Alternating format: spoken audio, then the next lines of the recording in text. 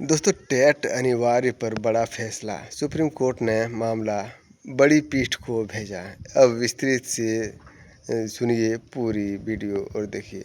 आप स्किप मत करिएगा। दोस्तों, पूरे देश में पहली से 8वीं कक्षा तक के छात्रों को पढ़ाने वाले सरकारी स्कूलों के शिक्षकों के लिए शिक्षक योग्यता परीक्षा यानी टेट अनिवार्य करने के सुप्रीम कोर्ट के निर्णय को चुनौती देने वाली याचिकाओं पर अब सुप्रीम कोर्ट की बड़ी पीठ सुनवाई करेगी। सुप्रीम कोर्ट में सुनवाई कर रही जस्टिस दीपांकर दत्ता और जस्टिस अगस्टिन जॉर्ज मसीह की पीठ ने कहा कि इस याचिका में कई कानूनी प्रश्न और पहलू हैं। लिहाजा ये पीठ इस मामले को ऐसे ही अन्य समान मामलों के साथ सुनवाई के लिए चीफ जस्टिस के पास अग्रसारित करती है, ताकि पीठ का बड़ी पीठ की गठन कर इस मामले से जुड़ी सभी पहलुओं पर विस्तृत सुनवाई के बाद उन वैधानिक प्रश्नों के उत्तर दिया जा सके। इससे पहले उत्तर प्रदेश और कुछ अन्य राज्यों में टेट की अनिवार्यता को चुनौती देने वाली याचिकाओं पर सुनवाई के बाद सुप्रीम कोर्ट ने ऐसे इम्तिहान पूरे देश में कराने का आदेश दिया था। सुप्रीम कोर्ट ने 1 सितंबर 2025 को जस्टिस दीपांकर दत्ता और जस्टिस मनमोहन की पीठ ने इस मामले में अपना निर्णय सुनाया था। क्या है टेट का नियम?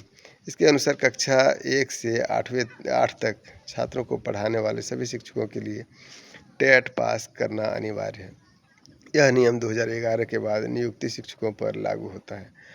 जिन्होंने टेट पास नहीं किया है उन्हें 2 साल के भीतर टेट पास करना होगा, वरना उन्हें अनिवार्य सेवानिवृत्ति लेनी होगी। जो शिक्षक सेवानिवृत्ति के करीब है और उनकी नौकरी 5 साल से कम बची है, उन्हें यह नियम में छूट दी गई है। लेकिन अगर उन्हें पदोन्नति या आने की प्रमोशन चाहिए तो टेट पास करना होगा। तो दोस्तों, ये थी शिक्षक से जुड़ी खबर।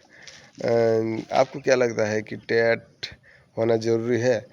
अगर ज़रूरी है तो कमेंट बॉक्स में ज़रूर लिखें। और इसकी लड़ाई लड़ा जा रहा है। मैं समझता हूँ कि जब कोई बीएड करके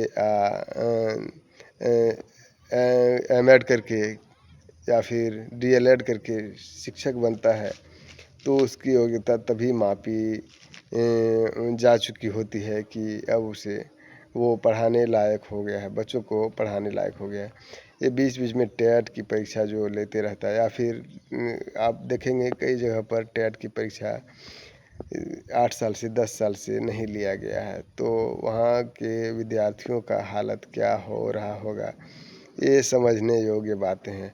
और साथ ही साथ बता दें कि सरकारी को अब प्राइवेटीकरण किया जा रहा है, तो अब नौकरी बचा कहाँ है।